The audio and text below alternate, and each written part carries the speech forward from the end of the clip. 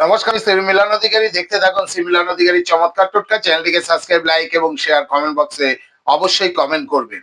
শনিদেব আগামী 29শে মার্চ শনিদেব প্রবেশ করছে মীন রাশিতে।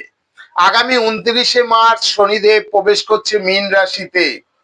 তা মীন রাশিতে প্রবেশ করছে মেষ রাশির ক্ষেত্রে অতটা গুরুত্ব না দিলেও, কারণ মেষ হচ্ছে মঙ্গলের ঘর। আপনি বৃষ রাশিতে অবশ্যই গুরুত্ব দেবেন।